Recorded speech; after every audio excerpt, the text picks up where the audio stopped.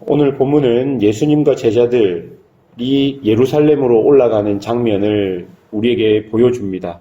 32절을 보시면 예루살렘으로 올라가는 길에 예수께서 그들 앞에 서서 가시는데 그들이 놀라고 따르는 자들은 두려워하더라. 이에 다시 12제자를 데리시고 자기가 당한 일들을 말씀하여 이르시되, 여러분, 예수님이 제자들과 무리들 앞에 서서 먼저 가고 계시는 것이죠. 그리고 그 모습을 보고 제자들은 놀랬고 무리들은 두려워했다라고 기록하고 있습니다. 아마도 사람들은 예수님이 앞장서서 가시는 것이 마치 전쟁에 나가는 장수처럼 선두에 서서 가는 모습으로 보였을 것입니다. 제자들은 놀랐습니다. 왜냐하면 이제 드디어 예수님께서 메시아로서 제대로 된 일을 해 보시려나 보다라고 생각했기 때문에 제자들은 놀랐을 것이고, 그 뒤에서 따라오는 무리들은 이렇게 유대로 가게 되면 싸울 수밖에 없는 것에 대한 두려움이 있었을 것입니다. 그런데 그런 마음을 먹고 길을 가고 있는 제자들에게 예수님께서 불러 예루살렘으로 가는 길의 의미를 알려주십니다. 33절과 34절입니다.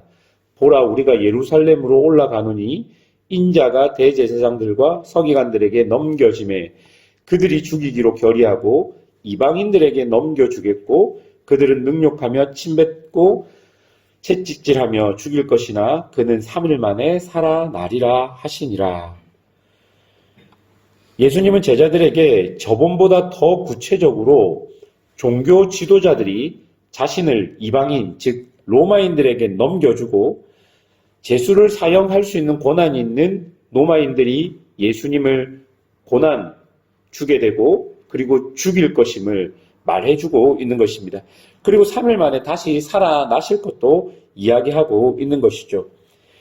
여러분, 예수님에게 예루살렘으로 가는 길, 그 길은 결코 만만치 않은 길이었습니다. 예수님은 하나님의 본체이십니다. 그런데 그분께서는 말도 안 되게 하나님을 섬긴다고 하는 대제사장들과 서기관들을 통해 죽음의 길을 가게 되고 또 그런 치욕과 능욕을 견디는 것이 예수님은 결코 쉽지 않았을 것입니다. 그런데 여러분, 제자들은 같은 길 위에서 반대의 생각을 하고 있었던 것이죠. 35절부터를 보면 야고보와 요한이 예수께 자신들을 예수님 바로 밑에 권력자로 임명해달라고 말하는 모습이 나옵니다. 예수님은 38절에서 내가 마시는 잔을 너희가 마실 수 있으며 내가 받는 세례를 너희가 받을 수 있느냐라고 물으시며 예수님 바로 밑에 권력을 갖는 것의 의미를 야고보와 요한이 생각하는 의미가 아닌 예수와 함께 고난과 죽음에 동참하는 것임을 38절을 통해 말해주고 있는 것이죠. 그런데 39절에 제자들이 이렇게 말합니다. 그들이 말하되 할 수 있나이다. 여러분, 요한과 야고보는 예수님이 하시는 말씀이 무슨 말씀인지 지금 이해하지 못하고 있는 것이죠. 예수님께 예루살렘으로 가는 길은 고난과 죽음, 부활의 길이었고 제자들에게 예루살렘으로 가는 길은 높은 권력과 높은 신분이 되는 길이었습니다. 이 차이가 도저히 메워지지가 않고 있는 모습을, 똑같은 길을 가고 있지만 이 차이가 도저히 메워지지 않는 모습을 오늘 본문이 우리에게 보여줍니다. 그리고 이런 생각은요, 그 2명의 제자에게만 있었던 것이 아닙니다. 41절을 보면 10제자가 듣고 야고보와 요한에 대하여 화를 내거늘. 여러분, 높은 권력과 높은 신분의 욕심은 야고보와 요한에게만 있었던 것이 아니라 12제자 모두에게 있었던 것입니다. 예수님과 같은 길을, 같은 방향으로 가고 있는 것처럼 보이는 12명의 제자들의 마음 속에 예수님과 전혀 다른 마음이 있었다는 것이죠. 여러분, 이게 가능하다는 거예요. 우리가 신앙생활을 하는데도 우리는 예수님을 따라가기 위해서 신앙생활을 하는데 예수님을 따라가는 모습이 우리 안에 있음에도 불구하고 예수님과 전혀 다른 목적과 전혀 다른 생각으로 예수님을 따라가는 사람들이 우리 안에도 분명히 존재하고 있음을 오늘 본문을 통해 우리는 볼 수 있는 것입니다. 예수님은 42절부터 제자들에게 아주 중요한 이야기를 해주십니다. 42절에 나오는 이방인의 집권자와 고관들은 그 시대 로마의 권력자들을 지칭하고 있습니다. 그러니까 세상을 대변하는 로마의 권력자들을 말하고 있는 것이죠. 이런 권력자들은 자신들이 원하는 대로 백성들을 짓누릅니다. 그리고 자신이 높은 신분과 높은 서열을 가지고 낮은 사람들을 함부로 대하기까지 합니다. 여러분, 이것이 바로 로마입니다. 여러분, 로마는 큰 길을 만들어 놓고 그 길을 통해 힘을 상징하는 군사력을 통해 많은 나라들을 점령했습니다. 그리고 로마가 모든 민족보다 가장 높은 자리에 있고 거기에 올라가서 자신이 원하는 대로 마구잡이로 식민 백성들을 괴롭혔고 자신들의 권세로 찍어 눌렀습니다. 폭동이 일어나면 그 큰 길을 통해 진압군을 보내서 또다시 살육을 저질렀던 것이죠. 로마의 길은 자신을 위해 다른 존재를 짓밟는 길인 것이죠. 그런데 여러분 43절에서 44절을 보십시오. 예수님께서 이렇게 말씀하십니다. 너희 중에는 그렇지 않을지니 너희 중에 누구든지 크고자 하는 자는 너희를 섬기는 자가 되고 너희 중에 누구든지 으뜸이 되고자 하는 자는 모든 사람의 종이 되어야 하리라. 이 예수님의 말은 크고자 하는 자, 즉 신분 상승이나 서열의 가장 높은 자리는 항상 서열의 가장 낮은 자리와 맞닿아 있다고 하시는 말씀입니다. 그리고 처음과 끝은 항상 붙어 있다라고 말하고 있는 것이죠. 무슨 말이냐면요. 이것을 통해 예수님께서 하시고자 하시는 말씀은 그 시대 사람들이 당연하다고 생각하는 가치를 완전히 무너뜨리는 말입니다.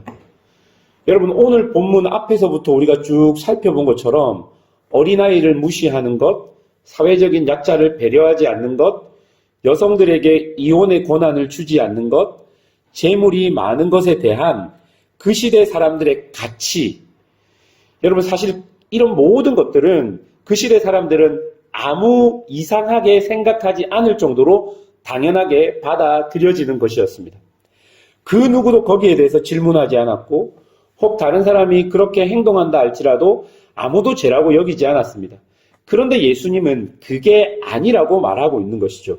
그러면 안 된다라고 말하고 있는 것입니다. 아무리 사회적인 합의가 된 상황이다 할지라도 아무리 우리가 수천 년 동안 지켜왔던 전통이라고 할지라도 그것이 우리가 오랫동안 지켜왔고 우리에게는 옳은 것이라고 생각한다 할지라도 예수님이 볼 때는 하나님의 말씀 안에서 그게 아닌 것이면 아닌 거라고 우리에게 하고 있다는 것입니다. 사랑하는 여러분, 그 시대 예수님의 말과 행동은 가히 혁명적이시고 너무 급진적이셨습니다. 그 시대 모든 사람들이 로마의 가치를 따라가고 있었지만 예수님은 정면으로 그 로마의 가치를 반박하며 그것이 아니라고 말하고 있었던 것이죠. 여러분, 예수님이 이렇게 말할 수 있는 이유가 무엇인 줄 아십니까? 45절입니다. 인자가 온 곳은 섬김을 받으려 함이 아니요 도리어 섬기려 하고 자기 목숨을 많은 사람의 대속물로 주려 함이니라. 여러분, 예수님이 하늘의 영광을 버리고 이 땅으로 오신 것 자체가 혁명적인 사건입니다. 그리고 예수님은 모든 사람의 섬김을 받고도 남을 존재이신데 스스로 대속물이 된 것 자체가 급진적이고 혁명적인 것입니다. 여러분, 이런 사건을 도대체 어떤 법칙과 어떤 규정, 세상의 어떤 것으로 설명할 수 있겠습니까? 예수님 그분의 삶 자체가 세상에서는 혁명이었습니다. 그렇기 때문에 예수님은 자신의 삶을 통해 세상의 모든 잘못된 가치를 뒤엎는 혁명적으로 태어나셨고 혁명적으로 사셨기 때문에 예수님께서는 세상 가운데 그런 말씀, 그런 행동들을 하실 수 있었던 것입니다. 사랑하는 여러분, 예수님을 따르는 우리들은 세상이 우리에게 제시한 로마의 길을 따르는 사람들이 아닙니다. 세상 사람들이 뭐라고 할지라도 우리는 예수께서 오셔서 우리에게 보여주신 길을 가야 합니다. 여러분, 같은 길을 걸으면서도 다른 생각에 빠져 있는 제자들의 모습을 오늘 보십시오. 예수님의 길을 걸어가고 있지만 실제로 제자들은 로마의 길을 걸어가고 있습니다. 오늘 교회를 다니는 많은 성도들, 예수를 믿는다라고 말하는 많은 사람들이 이런 모습 안에 빠져 있을 수 있다고 생각합니다. 예수님을 따라가는 것은 처음과 끝을 구분하는 길이 아닙니다. 높음과 낮음을 구분하는 길이 아닙니다. 성공과 실패를 구분하는 길이 아닙니다.